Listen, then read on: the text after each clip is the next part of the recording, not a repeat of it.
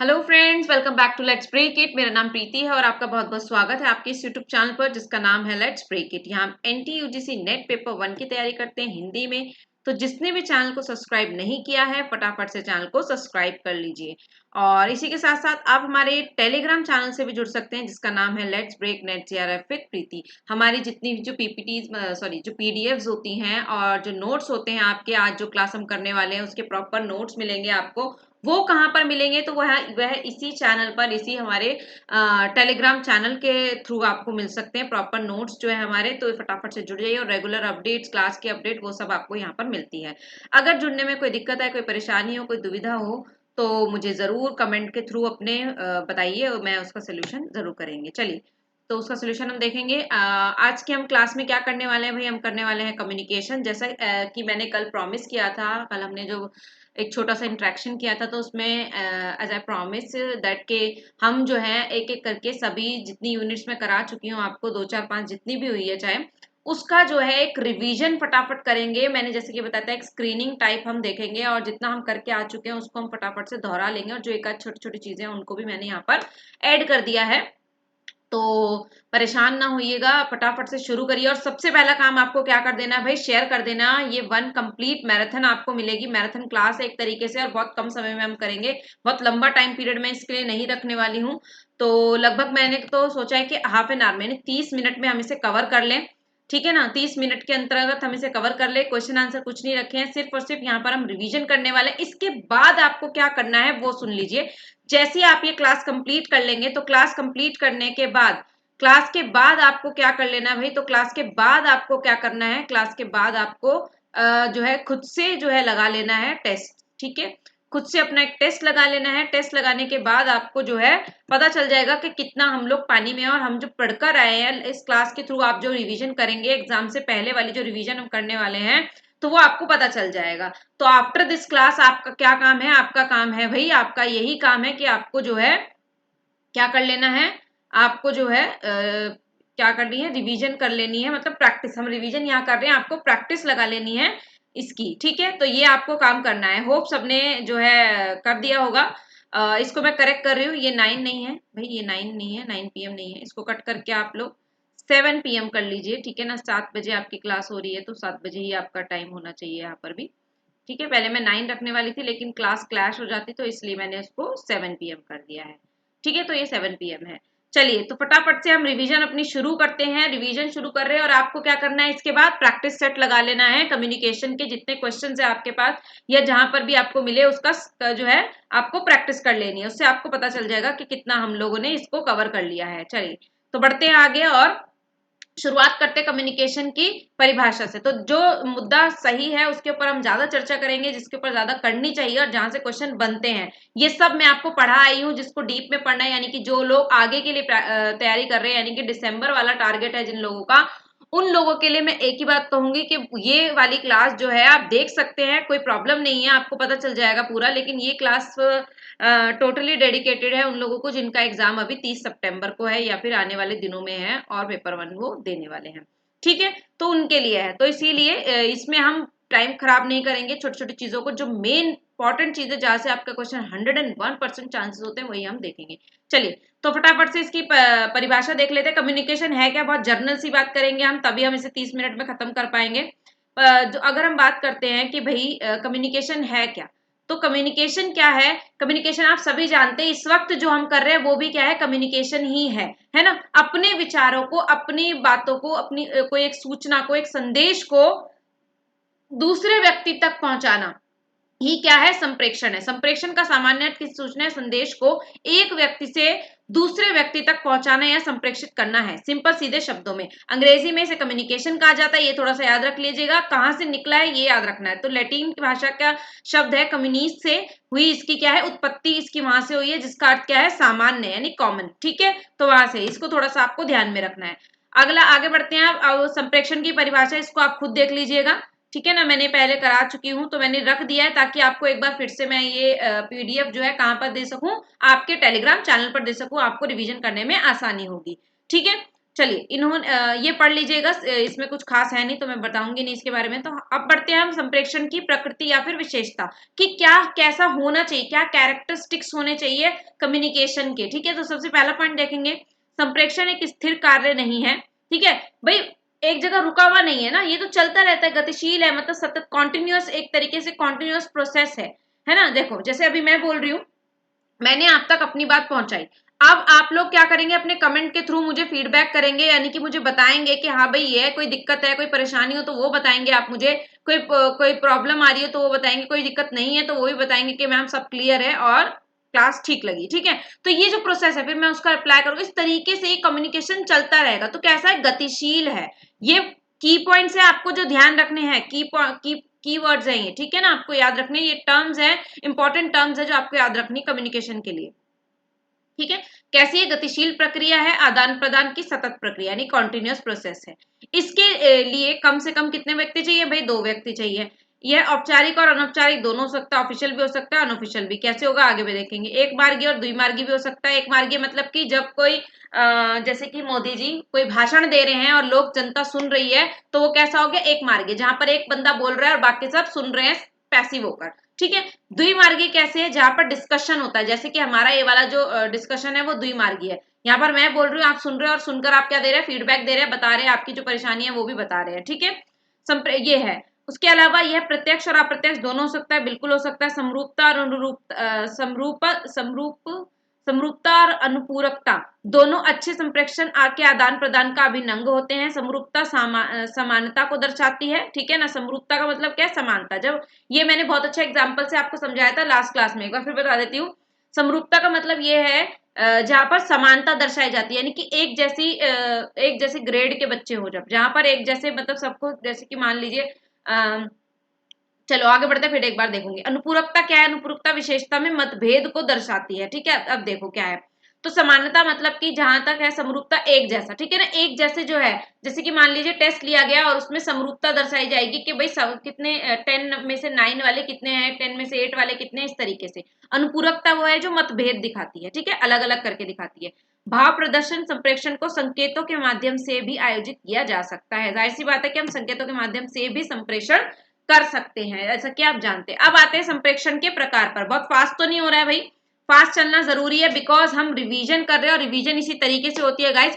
और अगर किसी को कोई दिक्कत आ रही है समझने में तो एक बार दोबारा क्लास जरूर देखिएगा, ठीक है ना, दोबारा देख लीजिएगा क्लास। क्यों, क्योंकि अगर हम स्पीड में नहीं चलेंगे तो आपका जो मैंने, जैसा कि मैंने बोला था कि हमें एक प्रॉपर वे में एक रिवीजन टाइप करना है हमें, तो इसमें बहुत लंबा समय नहीं लेकर चलना है हमें, इसीलिए मैं इस तरीके से पढ़ा रही हूँ। तो ठीक है, आई होप आप मेरी बात समझ रहे होंगे। चलिए प्रकार की तरफ बढ़ते। प्रकार मतलब कि टाइप्स। तो भैया टाइप्स कितने प्रकार के हैं, तो टाइप्स हम देख लेते हैं। तो संबंधों के आधार पर संप्रेषण का वर्गीकरण 2 तरीके से किया जाता है। पहला इम्पर्सनल और दूसरा क्या है, इंटरपर्सनल। इसे पर्सनल भी बोला जाता है। ठीक है, बहुत बहुत बहुत इंपॉर्टेंट टर्म है ये, यहाँ पर से कंफ्यूज करने के लिए मोस्टली दे देता है, पूछ लेता है कई बार। ठीक है, अव्यक्तिक संप्रेषण यानी इम्पर्सनल। इम्पर्सनल कम्युनिकेशन कैसा होना चाहिए, तो अव्यक्तिक संप्रेषण को आत्मचर्चा, आत्म विचार या फिर आत्म मंथन के रूप में भी जाना जाता है। इसमें संदेश प्रेषक एवं संदेश प्राप्तकर्ता एक ही व्यक्ति होता है। अब यहाँ पर ध्यान देने वाली बात यह है कि इम्पर्सनल,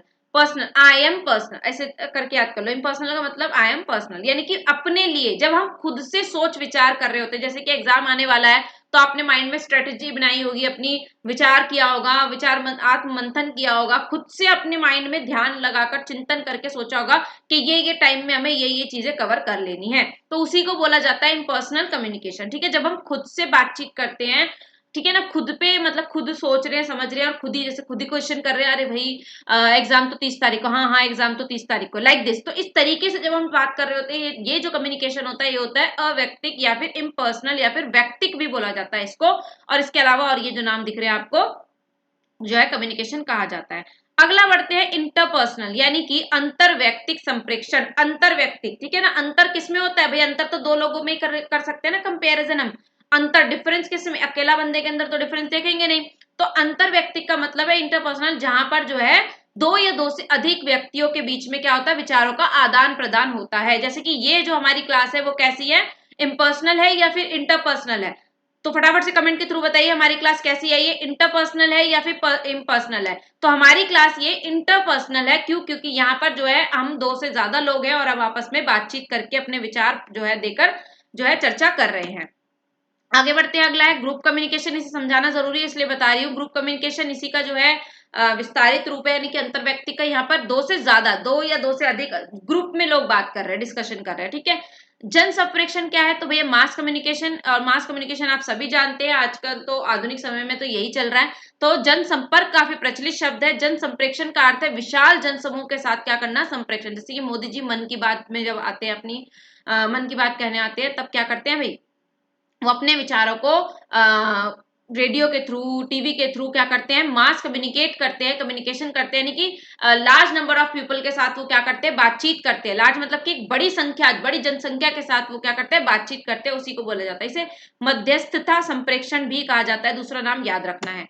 चलिए, अब अगला है प्रवाह के आधार पर। अभी अब तक हमने देखा संबंधों के आधार पर, जब 2 व्यक्ति या व्यक्तियों के बीच में संबंधित होते हैं। पहला तो अकेला हो गया, यानी कि अव्यक्तिक संप्रेषण, इम्पर्सनल।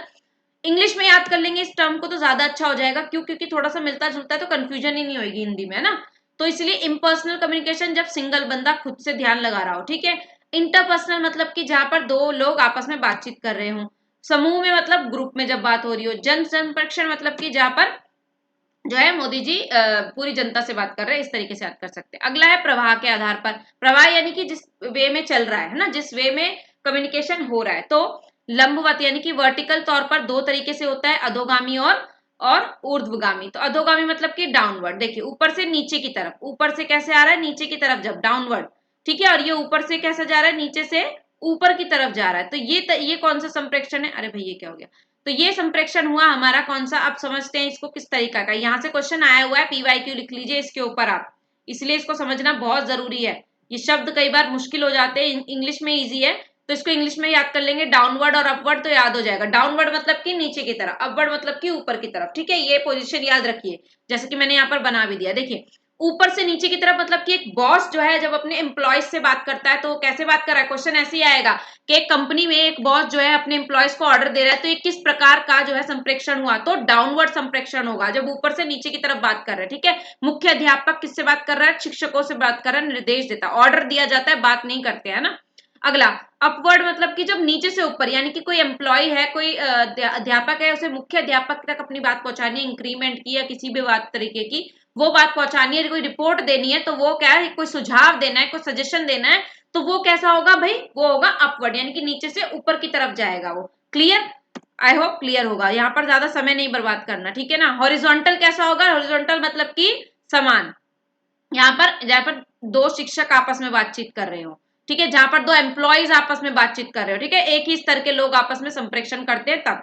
अब त्रेयक संप्रेक्षण यानी कि डायगनल, डायगनल मतलब कि ये क्रॉस में जब बनता है, ये होता है डायगनल, यानी कि एक कंपनी का बंदा दूसरी कंपनी के बंदे से, यानी कि एक स्कूल का बंदा दूसरी स्कूल के, एक स्कूल का टीचर दूसरे स्कूल के टीचर से जब बातचीत करता है, सोपान के विपरीत विभिन्न स्तरों के अधिकारी और क्रमिक एक दूसरे से क्या करते हैं, बातचीत करते हैं, कुछ डिस्कशन करते हैं, उसको कहा जाता है डायगोनल। क्लियर चारों? कैसे क्या क्या हुआ है, डाउनवर्ड, अपवर्ड, उसके बाद आया हॉरिजॉन्टल और फिर आया आपका डायगोनल, ठीक है। आगे बढ़ते हैं। अब उद्देश्य के आधार पर 2 होते हैं कि क्या उद्देश्य है आपका, एक तो फॉर्मल होता है और दूसरा होता है आपका इनफॉर्मल। पहले फॉर्मल समझ लीजिए।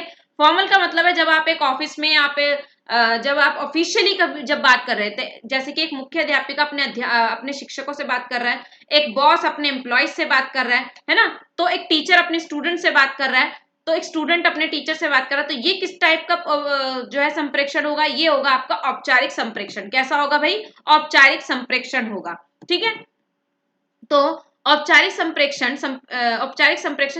में संदेश को क्या किया जाता है भाई, नियमित तौर पर बोला जाता है। अब मान लीजिए आप कोई टीचर, आप अपने टीचर से बात करेंगे तो किस तरीके से बात करेंगे, अबे यार ये तो चलता रहता है, ऐसा वाला तो लैंग्वेज यूज नहीं करेंगे ना। वहां पर आपकी कुछ लिमिट्स होगी, कुछ बोलने के तरीके होंगे, कुछ आप एक संगठित तौर पर बोलेंगे और भाषा का जो है खास ख्याल रखा जाएगा इसके अंतर्गत, ये आपको ध्यान में रखना है कि औपचारिक संप्रेक्षण के अंतर्गत इसमें सही भाषा और सही उच्चारण के साथ जो है होता है, ये इसका ध्यान रखना बहुत ज्यादा जरूरी है, ठीक है। और इसके अंदर एरर बहुत कम होते हैं क्योंकि हम भाषा का ध्यान रखते हैं, इसलिए। आगे बढ़ते हैं और अगला आता है आपका अनौपचारिक यानी कि इनफॉर्मल कम्युनिकेशन। इसमें संप्रेषण के लिए कोई औपचारिक नियम या अधिनियम नहीं होते हैं। पहली चीज तो यहाँ पर क्या है भाई, भाषा का कोई ख्याल नहीं रखा जाता। यहाँ पर जो है आप अपने मित्र से जब बात कर रहे हैं, आप अपने भाई बहनों से जब बात कर रहे हैं, तो भाषा का ख्याल नहीं रखते हैं ना। इसलिए अनौपचारिक संवादीय संप्रेषण में संदेश के विरूपण या विकृत होने की बहुत संभावना रहती है, क्योंकि आप झूठ भी बोल सकते हैं, आप मजाक में कुछ ऐसा बोल सकते हैं जो कि जो जिससे कि क्या होगा, संदेश जो है वो गलत भी हो सकता है। आप मान लीजिए आप अपने दोस्त से मजाक कर रहे हैं और उसके घर से कोई फोन नहीं आया और आपने उसको डराने के लिए कह दिया कि तेरे फादर का फोन आया है, और वो इन्फॉर्मेशन गलत हो गई है ना। तो इस तरीके का जो है, क्योंकि वहां पर आप भाषा का ख्याल नहीं रखा जाता है, किस तरीके का कोई ऐसी बाउंडेशन नहीं होती, कोई लिमिट्स नहीं होती है, कोई तरीका नहीं होता है, मतलब आप अपने तरीके से अपनी रिश्तों को हैंडल कर सकते हैं, वो वाली बात है। ठीक है, तो वो होता है आपका अनौपचारिक। और ये किसके बीच में हो सकता है, भाई बहनों दोस्तों के बीच में, घर परिवार में, संबंधों में, रिलेशंस में, इस तरीके से ये यूज हो सकता है। ठीक है, अब यहाँ पर एक चीज आपको जो बहुत खास याद रखनी है वो है grapevine word. Grapevine और हिंदी में उसे अंगूरी लता। तो इसके लिए जो है ये शब्द और चलता है इनफॉर्मल, पूछा गया क्वेश्चन है, ये भी पीवाईक्यू है आपका। ठीक है, पीवाईक्यू क्वेश्चन है आपका, ये भी पीवाईक्यू क्वेश्चन है भाई। पीवाईक्यू क्वेश्चन का मतलब तो आप समझते हैं ना कि उस पर हमें खास ख्याल रखना होता है। तो इसको जो है ग्रेपवाइन या फिर अंगूरी लता संप्रेक्षण या फिर अफवाह संप्रेक्षण भी कहा जाता है, किसे, अनौपचारिक को। अब जरा टाइप्स देख लेते हैं, ये शब्द याद रखेंगे, ग्रेपवाइन और अंगूरी लता और अफवाह संप्रेक्षण। ठीक है, टाइप्स देख लेते हैं इसके। तो सिंगल स्टैंडर्ड भी होता है ये, यानी कि एक बंदा, जब ये ए है, ए कोई है, ए नाम से, यानी कि अनामिका है, चलिए नाम रख देते हैं इसका, ए नाम से अनामिका है कोई, तो ये अनामिका जो है वो क्या है, ये अनामिका जो है डिस्कशन कर रही है, बातचीत कर रही है आपसे। ठीक है, मतलब इसने सॉरी इससे जो है बात पता चली इसको कोई, और इसने जो है आगे बी को यानी कि भूमिका को बता दी। भूमिका ने किसको बता दी, चारवी को बता दी। चारवी ने किसको बता दिया, दीक्षा को बता दिया। तो इस तरीके से ये सिंगल में चलता है, यानी कि एक ने दूसरे को बताया, दूसरे ने तीसरे को बताया। ठीक है, सिंगल उसमें चलता है, यानी कि स्टैंडर्ड एक चल रहा है, मतलब एक के बंदे ने ही दूसरे को बताया, इसका इससे कोई कनेक्शन नहीं है, ये समझ लीजिए। इसका इससे कोई कनेक्शन नहीं भी हो सकता और हो भी सकता है, लेकिन ये एक के बाद एक चल रहा है। ठीक है, फिर क्लस्टर चेन तरीके से चलता है, यानी कि एक बंदे को, यानी वही, अब यहाँ पर अलग तरीके से बात चल रही है। यहाँ पर जो अनामिका है उसने किसको बताया, भूमिका को बताया, भूमिका ने और दो लोगों को बता दिया, दीक्षा और ईशा को बता दिया। ठीक है ना, फिर उसके बाद चारवी को जब इसने बताया तो चारवी ने किसको किसको बता दिया, चारवी ने बता दिया फाल्गुनी को, और उसके बाद किसको, गार्गी को बता दिया। तो इस तरीके से एक क्लस्टर है, यानी कि एक से दो लोगों को पता चलेगा, दो से चार को, चार से आठ को, आठ से 16 को, और ये बढ़ता जाएगा। क्लस्टर मतलब समझते हैं ना आप, जब पूरा तरीके से एक दूसरे से बंधा हुआ हो, एक से दो, दो से चार, चार से आठ, इस तरीके से बात चलती है तब। तो इस तरीके का संप्रेक्षण क्लस्टर कहलाता है, याद रखिएगा। प्रोबेबिलिटी में क्या है भाई, तो प्रोबेबिलिटी चेन किस तरीके से चलती है, तो यहाँ पर कोई ना वो नहीं होता, सीक्वेंस नहीं रहता है कि ए बी को ये बताएगा सी को। यहाँ पर जो है प्रोबेबिलिटी रहती है कि बी ने ए को जरूर ये बात बताई होगी, पता नहीं चल रही है, और ए हो सकता है डी को बता दे, है ना, और डी जो है वो किसको बता दे, डी जो है वो आपका ई को बता दे, और ई जो है वो सी को बता दे। इस तरीके की चेन चल रही होती है, तो ये होता है प्रोबेबिलिटी, जहां पर आपका कोई कंफर्मेशन नहीं होती है कि किसने किसको बताया। उसके बाद है गॉसिप। गॉसिप तो आप समझते ही हैं, ठीक है ना, एक बंदा सब जगह जाके बता देगा, है ना, कि भाई ये अनामिका जो है ये बहुत गॉसिप करती है और इसने जो है सारे जग में ढिंडोरा पीट दिया है किसी बात का, अपनी एक दोस्त की किसी सीक्रेट का, है ना, तो उसे बोला जाता है गॉसिप। आई होप क्लियर होंगे ये सब इसके क्या है, पॉइंट्स हैं, जो टाइप्स हैं जो आपको याद रखने हैं। इसमें खास ख्याल आपको ग्रेफाइन और अंगूरी लता का रखना है, और ये तो आपको याद ही रह जाएंगे। चलिए अब बढ़ते हैं आगे। चैनल। चैनल का मतलब समझ लीजिए एक बारी। चैनल के मतलब क्या होता है, माध्यम होता है कि किस प्रकार आप अपना संदेश दूसरे तक पहुंचा रहे हैं, लिखित माध्यम से, मौखिक या फिर सांकेतिक हो सकता है ये। ठीक है, आगे बढ़ते हैं। ये हमारा प्रचार जो है देख लीजिए आप। ठीक है, यहाँ पर आपको जुड़ना है किससे, टेलीग्राम। जो लोग अभी जुड़े हैं फिर से बता दूं, क्लास को शेयर करना है दोस्तों, आपको ज्यादा से ज्यादा शेयर करना है, क्योंकि आपकी डिमांड पर ये क्लास रखी गई है। जैसे कि आपकी शिकायत थी मुझसे कि मैं क्लास नहीं ले रही हूँ, तो अब जरा क्लास हो रही है, तो प्लीज इसे शेयर करिए अपने दोस्तों के साथ, ज्यादा से ज्यादा शेयर करिए, और जल्दी से जल्दी जो है हम लोग एक जो है 1K की जो है मैं नंबर देखना चाहती हूँ। मैं हमारे जो सब्सक्राइबर्स हैं, हमारे जो चैनल के हमारे जो फैमिली है वो 1K हो, बहुत ही जल्द हो। तो ऐसा मैं चाहती हूँ, तो उसके लिए आपको क्या करना पड़ेगा भाई, शेयर करना पड़ेगा, और शेयर करने के साथ साथ आपको अपने दोस्तों से सब्सक्राइब भी करवाना पड़ेगा। चलिए, तो ये हमारा टेलीग्राम चैनल है, इससे भी आप जुड़ सकते हैं फॉर पीडीएफ एंड नोट्स। अब आते हैं मॉडल्स पर। ये मॉडल्स जो है आपको मैं बाद में बताऊंगी, इससे पहले ये समझिए आप। ठीक है, क्या है संप्रेषण की प्रक्रिया, कैसे चलती है। तो देखिए, सबसे पहले एक सेंडर होता है, ठीक है ना, जैसे कि मेरे को समझिए कि आई एम अ सेंडर। ठीक है, मैं सेंडर हूं, मैंने क्या किया, एक मैसेज को एनकोड किया। ठीक है ना। एक बनाया, एक मैसेज बनाया मैंने अपना, उसको इनकोडिंग कहते हैं। क्या कहते हैं? इनकोडिंग कहते हैं। ये आपको याद रखना है, ये सीक्वेंस पूछ सकता है। सेंडर, एनकोडर, चैनल, डिकोडर, फिर रिसिपेंट, रिसीव्ड और फिर होता है फीडबैक उसका। ये आपको सीक्वेंस पूछा जा सकता है, अभी आगे हम देखेंगे इसको। ठीक है, तो सेंडर ने क्या किया, एक मैसेज को एनकोड किया और व्हाट्सएप से जो है किस पे भेज दिया। चैनल क्या है भाई? व्हाट्सएप है। ठीक है ना, मतलब कि माध्यम, किस माध्यम से भेजा? व्हाट्सएप से भेज दिया। व्हाट्सएप से भेजा और उसने उसको पढ़ा। ठीक है, उसने जो है रिसिपेंट ने यानी कि रिसीव्ड करने वाले ने उसको पढ़ा, आपके दोस्त ने उसको पढ़ा, तो क्या किया? डिकोड करा, है ना। उसने कोई कोडिंग, उसने कोई मैसेज भेजा, उसने उसको डिकोड कर लिया। डिकोड का मतलब क्या? उसने उसको समझ लिया। ठीक है, उसने पूछा कि आज रात हम घूमने चले, तो इसने इसको डिकोड कर लिया और कहा कि, और उसने फिर क्या दिया? उसका फीडबैक दिया इसको वापस से, और क्या कहा कि यस चलते हैं, मतलब हम जो है घूमने चलते हैं। तो ये जो हो गया फीडबैक हो गया। इस तरीके से इनका फिर ये प्लानिंग करेंगे भाई कहाँ जाना है, कैसे जाना है, तो इस तरीके से ये जो है चलता रहेगा चलता रहेगा चलता रहेगा। ठीक है, क्लियर। अब आते हैं नॉइस पर। अब नॉइस क्या होता है? नॉइस का मतलब ये नहीं है कि शोर शराबा हो रहा है। नॉइस बहुत तरीके का हो सकता है, वो हम अभी आगे देखेंगे। यहां तक आई होप आपको क्लियर होगा। एक सेंडर होता है, वो मैसेज एनकोड करता है, माध्यम के थ्रू भेजता है, फिर डिकोड होता है, रिसीवर उसे डिकोड करता है और फिर क्या देता है? उसका फीडबैक देता है।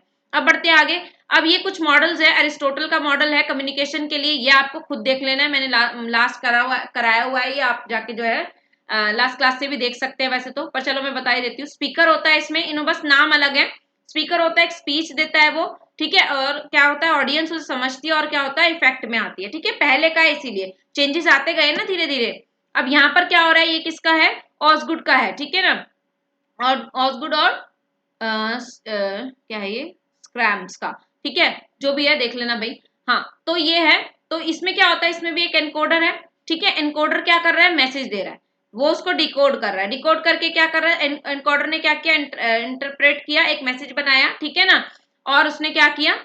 उसको जो है क्या कर दिया भाई? एनकोड एनकोड किया, इंटरप्रेट किया, और उसके बाद क्या कर दिया? मैसेज भेजा, फिर उसने डिकोड कर लिया। इस तरीके से ये चलता रहता है। तो इनका ये है आगे।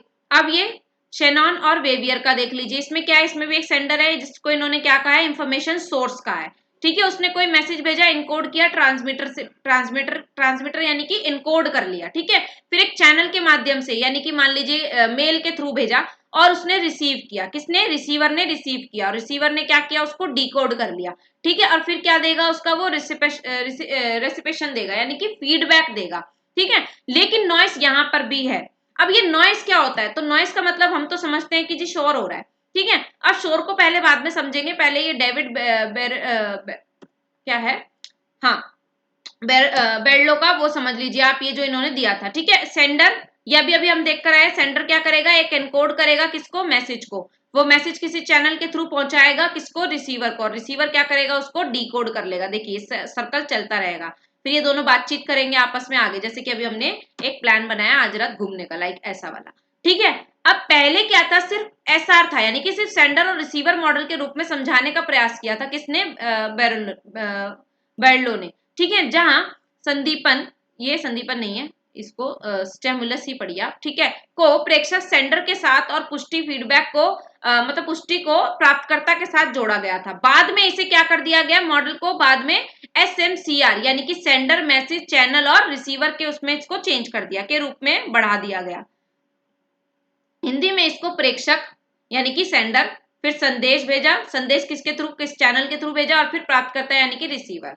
तो ये है पूरा, पहले सिर्फ एसआर था। अब यहाँ पर इसके तत्व देख लेते हैं, जो 7 टाइप्स, मतलब 7 जो तत्व है, यानी कि किस तरीके से जो है ये चलता है। ये सीक्वेंस में ही आपको याद रख लेना है। सबसे पहले कौन होता है? एक सेंडर होता है, मैसेज बनाता है वो। ठीक है ना, मैसेज बनाता है, चैनल चुनता है कि मुझे मेल करना है, व्हाट्सअप करना है, फोन कॉल करनी है, मिलकर बताना है क्या। ठीक है, फिर उसको वो एनकोड कर लेता है। ठीक है ना, एक एनकोड कर लेता है मैसेज को, फिर क्या करता है? रिसीवर के पास पहुंचता है, रिसीवर उसको क्या करता है? डिकोड करता है, डिकोडिंग करता है, और फिर उसका क्या दे देता है? आंसर कर देता है, उसका फीडबैक दे देता है। ये सीक्वेंस आपको याद रखना है। अब आ जाते हैं नॉइस पर। बहुत फास्ट तो नहीं हो रहा है ना भाई? समझ में आ रहा है ना? आई थिंक समझ में आ रहा होगा भाई। ठीक है ना, तो नहीं आ रहा है तो मैं फिर से वही कहूंगी कि भाई जरूर ये क्लास को दोबारा जरूर देखिएगा, लेकिन हम इसे यहाँ पर रिवीजन कर रहे हैं। जो लोग अभी जुड़े हैं उनको बता रही हूँ कि हम लोग यहाँ पर अभी रिवीजन कर रहे हैं। ये बहुत अच्छे से हम पहले क्लास में कराए हैं पॉकेट कोर्स के थ्रू आपके। शोर क्या है? तो शोर शब्द का अर्थ सिर्फ भौतिक स्तर से नहीं है, शोर हर तरीके से हो सकता है। मान लीजिए अभी क्लास में इंटरनेट अच्छा ना हो, तो ये क्या होगा, क्लास बार बार जो है क्या होगी, प्रोसेसिंग होगी, रुकेगी, अटकेगी, वो भी एक तरीके का नॉइस है, क्रिएट करना। यानी कि जब जो है मैसेज जो है आपका, एक सेंडर का मैसेज जब प्रॉपर तरीके से रिसीवर तक नहीं पहुंच रहा है, किसी भी उलझन, किसी भी परेशानी, किसी भी प्रॉब्लम फेस कर रहा है और वहां तक नहीं पहुंचा पा रहा है, दैट इज कॉल्ड नॉइस। ठीक है, उसी को नॉइस कहते हैं। शोर एक रुकावट है, ठीक है ना, किसी भी तरीके की हो सकती है वो, जो कि संप्रेषण प्रक्रिया के दौरान समय के किसी भी बिंदु से उभर सकता है और इसे विस्तृत एवं अप्रभावी कर सकता है। ठीक है ना, उससे क्या होगा, मान लीजिए क्लास बीच में बार बार इंटरनेट की प्रॉब्लम होगी और रुकेगी तो क्या होगा, क्लास इंटरप्ट होगी, आपको कुछ समझ में नहीं आएगा और फिर उसमें होगी दिक्कत समझने में, है ना, यानी कि मेरी बात आप तक पहुंच ही नहीं पाएगी, लाइक दिस। ठीक है, वो होता है शोर। अब शोर के प्रकार कई तरीके के हो सकते हैं ना, शारीरिक हो सकता है, भौतिक हो सकता है, मनोवैज्ञानिक, अर्थ संबंधी भी हो सकता है। इसको शॉर्ट में अभी हम देखेंगे अर्थ संबंधी क्या है। पहले वही देख लेते हैं, चलो। हाँ, ये आ गए आपके बैरियर्स। ठीक है, बैरियर्स देख लेते हैं अभी हम यहाँ पर, बैरियर्स क्या क्या हैं। तो बैरियर्स यानी कि जो रोक, जो बाधाएं हैं वो क्या क्या है। नॉइस जो किस तरीके से हो सकता है, तो लैंग्वेज बैरियर हो सकता है। मान लीजिए एक दो लोग हैं, एक को इंग्लिश आती है और एक को हिंदी आती है, तो दो लोग आपस में लैंग्वेज बैरियर हो जाएगा। या फिर वो सही तरीके से उसका प्रोनाउंस नहीं कर पा रहे, कोई शब्द बैरियर की जगह बैरियर बोल दे तो उसका मतलब ही बदल जाएगा, है ना। तो लैंग्वेज बैरियर हो सकता है, कोई भी कम्युनिकेशन को इफेक्टिव बनाने के लिए या फिर बनाने के लिए लैंग्वेज बैरियर नहीं होना चाहिए ना, उसमें कोई बाधा आएगी तो वो लैंग्वेज बैरियर भी हो सकता है। साइकोलॉजिकल हो सकता है, किस तरीके का साइकोलॉजिकल बैरियर आ जाए, यानी कि साइकोलॉजिकल में क्या होगा, इमोशनली कोई तरीका, यानी कि जब आपको एक सेकेंड, तो साइकोलॉजिकल बैरियर जब आएगा तो उसमें क्या होगा भैया आपका, साइकोलॉजिकल बैरियर में आपका जो है वो उस तरीके से रुकावट पैदा करेगा। वो भी हर, देखिए बैरियर का मतलब क्या है, रुकना, है ना, बैरियर का मतलब है रुकना। तो ये जो रुकावट है वो किसी भी तरीके से उत्पन्न हो सकती है, ठीक है ना। अब जैसे हम बोल रहे हैं साइकोलॉजिकल, तो साइकोलॉजिकल बैरियर किस तरीके का होगा, तो जब आप पहले से सोच बना लेंगे, जैसे मान लीजिए कोई मीटिंग है, कोई आप बातचीत करने वाले हैं, किसी से मिलने वाले हैं, उसके बारे में आप पहले से ही कुछ आप सोच के चल रहे हैं कि भाई वो तो ऐसा ही कहेगा और कहना उसे कुछ और हो, तो वो जो चीज है वो पूर्व निर्धारित, यानी कि जब आप प्रिडिक्ट कर लेते हैं पहले से वो चीज, ठीक है, पूर्व निर्धारित सोच भी आपके कम्युनिकेशन को इफेक्ट करती है। फिजिकल बैरियर, फिजिकल बैरियर में जैसे कि हमने कहा कि इंटरनेट का इंटरप्शन, अगर हम फोन कॉल पे बात कर रहे हैं तो नेटवर्क का इंटरप्शन, व्हाट्सएप पे बात कर रहे हैं तो इंटरनेट का इंटरप्शन, है ना, मिलकर बात करें तो आसपास के शोर का इंटरप्शन, बहुत सारे। तो फिजिकल बैरियर वही होते हैं, भौतिक यानी कि भौतिक बाधा है। कल्चरल बैरियर क्या होगा इसके अंतर्गत, तो कल्चरल बैरियर ये होगा व्हेन द वैल्यूज, जैसे कि मान लीजिए रिसीवर का जो मैसेज है वो उस तरीके से ना कंसाइडर किया जाए जैसे वो दे रहा है। मान लीजिए वह तो कुछ भले के लिए रहा है लेकिन वो समझ कुछ और तरीके से ले, ठीक है, तो that is called cultural barrier, है ना, गलत तरीके से समझ लेना। इन शब्दों को, ये बहुत इंपॉर्टेंट टर्म्स हैं, आपको याद रखनी है भाई ये, ठीक है। सेमेंटिक, अब देखो यहाँ पर ये सेमेंटिक, वो जो शाब्दिक, जो आर्थिक अर्थ वाला जो मैंने आपको बता रही थी अभी, वो यही सेमेंटिक बैरियर है, ठीक है ना। ये यहाँ पर हम बात कर रहे थे, ये रहा, ठीक है ना, अर्थ संबंधी शोर। तो वो कैसा होगा, जब सेमेंटिक बैरियर मतलब कि यानी कि इस तरह ये होगा, तब जो है आपका वो अर्थ संबंधी, जहां पर अर्थ से संबंधित कोई बैरियर उत्पन्न हो जाए, अर्थ यानी कि refer to the obstacle caused in communication due to problem with the interpretation of word meanings, है ना, मैंने बोला कुछ लेकिन आपको वो उसका मतलब नहीं पता और आपने उसको गलत ले लिया, तब भी क्या होगा, कम्युनिकेशन खराब हो जाएगा, ठीक है। लॉन्ग कम्युनिकेशन चेन, जब एक बात जो है बहुत लंबे समय तक चल रही है तब भी गड़बड़ हो जाएगी, ठीक है। इन्फॉर्मेशन ओवरलोड, यानी कि भरे ही जा रहे, भरे ही जा रहे, बोले जा रहे, बोले जा रहे, बोले जा रहे, तो ओवरलोड हो जाएगा, तब भी कम्युनिकेशन जो है उस तरीके से नहीं होगा। जैसे क्लास चल रही, मान लीजिए अब ये क्लास है, ठीक है, अगर आपने ये सब पहले ना पढ़ा हो, कोई फर्स्ट टाइम देख रहा हो तो, और वो ये सब देखकर क्या हो जाएगा, ओवरलोड हो जाएगा और उसे कुछ भी समझ में नहीं आएगा, है ना, कई बार ऐसा भी हो सकता है। लेकिन अगर आपको इसके बारे में थोड़ी भी जानकारी, आपने थोड़ा सा ही पढ़ा है और आप फिर देखेंगे तो आपको ज्यादा अच्छे समझ में आएगा। फिर डिस्टॉर्शन, डिस्टॉर्शन क्या है, it's a part of physical barrier, एक तरीके का ये फिजिकल बैरियर ही है। क्या है, डिस्टॉर्शन। शब्दों पे ध्यान दिया देंगे आप, इंग्लिश में ही याद कर लीजिए, हिंदी में इसके बहुत सारे शब्द होते हैं, गड़बड़ हो जाएगी बहुत तगड़ी वाली, इसीलिए इसको मैंने इंग्लिश में ही रखा है यहाँ पर, ठीक है। तो डिस्टॉर्शन क्या होता है, it occur when the meaning of message is lost while encoding and decoding, यानी कि ये जब होता है, जब जो है क्या होता है, जो एक सेंटेंस बोला आपने, एक मैसेज दिया आपने और उसका जो है मीनिंग ही खो जाए, इनकोडर ने यानी कि सेंडर ने एक मैसेज दिया और रिसीवर ने उसको डिकोड किया, लेकिन दूसरे कुछ और अर्थ में, कुछ गलत अर्थ में, यानी कि कुछ अलग अर्थ में, ठीक है, तो वो वहां पर लॉस्ट हो जाएगा मैसेज, है ना। उसने कहा कि जो है बॉटल आदि खाली है, इसे भर लाओ, है ना। उसको समझ में आया कि बॉटल आदि खाली है, इसमें से पानी पी लो, है ना। तो ये जो क्या हो गया, तो पूरी तरीके से क्या हो गया, डिस्टॉर्शन हो गया, पूरे तरीके से जो मैसेज था वो लॉस्ट हो गया। तो ये जो है होता है डिस्टॉर्शन। क्लियर। यहाँ पर ये 7 तरीके के बैरियर्स है, बाकी आप ये सब देख सकते हैं, मेन मैंने आपको वहां पर बता दिए हैं। ठीक है, बैरियर का मतलब भी आई होप आपको क्लियर होगा। अब ये बहुत इंपॉर्टेंट चीज है, इसको तो 3 स्टार लगा लो भाई, कि ये हम करने वाले हैं। ये आपके पहले मैंने आपको नहीं कराया था, ठीक है। इसको थोड़ा सा हम समझते हुए चलेंगे। तो बढ़ते हैं आगे किसकी तरफ, हमारे इंपॉर्टेंट टर्म्स की तरफ। ठीक है, किसी ने मुझसे कहा भी था कि इंपॉर्टेंट टर्म्स मैम करा दीजिएगा, तो इंपॉर्टेंट टर्म्स हम यहाँ पर कवर कर रहे हैं। ठीक है, अब इनको एक एक करके देखेंगे। देखिए, चलिए तो ध्यान दीजिएगा, इंग्लिश में है, परेशान होने की जरूरत नहीं है, इनको इंग्लिश में ही आपको याद कर लेना है। लास्ट टाइम में तो यही कहूंगी कि ऐसे याद कर लीजिए। ठीक है, साइन साइन क्या है ये, साइन भाई बड़ा डेंजरस सा वर्ड है। ठीक है, नस, साइन श्योरनेस। ठीक है, रुको मैं जरा इसको ढंग से पढ़ लेती हूँ पहले, तो गलत नहीं होना चाहिए, है ना। हाँ, तो ये शब्द हम कैसे पढ़ेंगे भाई, ध्यान दीजिएगा, सिंक्रोनस पढ़ेंगे। ठीक है ना, सिंक्रोनस। ठीक है, सिंक्रोनस और asynchronous, gatekeeping, positive liberty, entropy, paraphrasing, context, assertive और आइस ब्रेकर। ठीक है, अब इनको हम जरा समझ लेते हैं एक एक करके। इंग्लिश में ही रखा है, लेकिन मैं आपको समझाऊंगी हिंदी में। ठीक है, सिंक्रोनस, सिंक्रोनस कम्युनिकेशन क्या होता है, तो synchronous communication is that which take place in real. अब इसको पहले समझ लीजिए। ठीक है, सिंक्रोनस मतलब कि जब आप जो है आमने सामने बैठकर, कोई बंदा आपके सामने बैठकर बातचीत करता है इन रियल टाइम में बिटवीन 2 और मोर पार्टीज। ठीक है, वो लोग जब आपस में बात कर रहे होंगे तो वो कहलाएगा सिंक्रोनस। ठीक है, कैसा, सिंक्रोनस, जब आप सामने बैठकर, ठीक है ना, जब अपने आइडियाज जो है इंटरेक्टिव जो इंटरेक्शन जो है वो लाइव इंटरचेंज में हो रहा हो, सामने बैठकर आप बातचीत कर रहे हो तब। लेकिन उसी का ऑपोजिट होता है एसिंक्रोनस। ठीक है, synchronous communication is communication that doesn't happen in real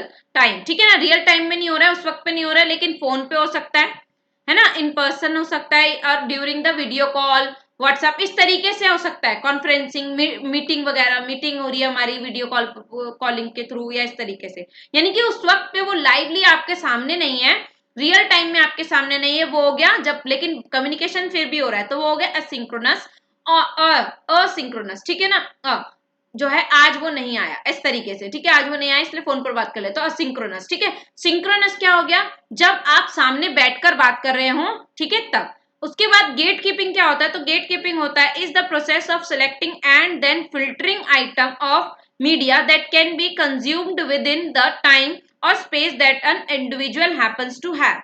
ये गेट कीपिंग क्या है, तो गेट कीपिंग वो होता है, देखो अब आपको क्या लगता है, जो मीडिया में न्यूज आती है, जो न्यूज़पेपर में या फिर हम टीवी पर देखते हैं, आज तक पे देखते हैं, तो क्या वो न्यूज वहां से इकट्ठी करके सीधा आकर आपके दे देते हैं? नहीं जी, उसकी गेट कीपिंग की जाती है। गेट कीपिंग मतलब उसको फिल्टर किया जाता है, उसमें से क्या रखना है और क्या छोड़ना है, ये चीज देखी जाती है, तो उसको क्या कहा जाता है, गेट कीपिंग कहा जाता है। बहुत इंपॉर्टेंट टर्म्स है गाइस, फटाफट से शेयर कर दीजिए जो लोग अभी जुड़े हैं, जिन लोगों ने अभी तक शेयर नहीं किया है जल्दी से शेयर कर दीजिए, ये आपके एग्जाम में पूछे ही पूछे जाते हैं। ठीक है, तो क्या है, एक तरीके से इससे कीवर्ड याद रख लो कि गेट कीपिंग का मतलब है फिल्टर करना। ठीक है, न्यूज को या कोई संदेश को या फिर कुछ वाक्य को क्या कर देना, फिल्टर करके जो है सामने वाले तक पहुंचाना। ठीक है, अगला है positive liberty is the position of the capacity to act upon one's free will. ठीक है, पॉजिटिव लिबर्टी क्या है, जब कोई अपने तरीके से फ्रीली काम करता है। ठीक है, अपने तरीके से अपने अपने तरीके से काम कर रहा है और अपने हिसाब से जो है अपनी इच्छा के हिसाब से सब काम हो रहा है। नेगेटिव लिबर्टी क्या है, तो नेगेटिव लिबर्टी क्या होती है भाई, तो नेगेटिव लिबर्टी है, अरे यहाँ पर 2 चीज हो गई, एक सेकेंड, ये हाँ, ये यहाँ से आपका दूसरा वाला पॉइंट है। ठीक है, हाँ, तो नेगेटिव लिबर्टी क्या है, is the procession of the freedom from external restraint on one's action only on body not on mind और soul। यानी कि आप फ्री, यहाँ पर आप फ्री होकर काम करेंगे, फ्रीडम जो है आपकी सिर्फ और सिर्फ बॉडी से है। ठीक है ना, ओनली ऑन योर बॉडी, मतलब आपको कह दिया कि आप फ्रीली अपना डिसीजन बताओ, लेकिन आपके माइंड में ये चीज चल रही है, भाई मेरा बॉस है, मैं उसके खिलाफ कैसे बोल सकता हूँ। मान लो एक कंपनी में आप काम कर रहे हो और वहां पर कुछ बात हो रही है लेकिन आप बोल नहीं पा रहे, तो वो होता है नेगेटिव लिबर्टी। ठीक है, पॉजिटिव लिबर्टी ये है जो आपके बॉस के पास है, यानी कि वो जब चाहे जिसको चाहे कह सकता है कि भाई तुम सही से काम नहीं कर रहे हो, तुम्हारा जो ठीक नहीं है। अगर बॉस वही चीज करे तो आपके पास वो पॉजिटिव लिबर्टी नहीं होती। आप बॉस पूछेगा तो क्या फ्रीली बताइए भाई क्या मैंने सही काम किया है या नहीं, लेकिन आपके माइंड में एक प्रेशर होगा, वो चीज आपको बताएगी कि आपके माइंड से आप सोचेंगे कि नहीं भाई अगर मैंने ऐसा कहा तो बॉस की नजरों में मैं नेगेटिव हो जाऊंगा, और इस तरीके से, ठीक है, वो होता है नेगेटिव लिबर्टी।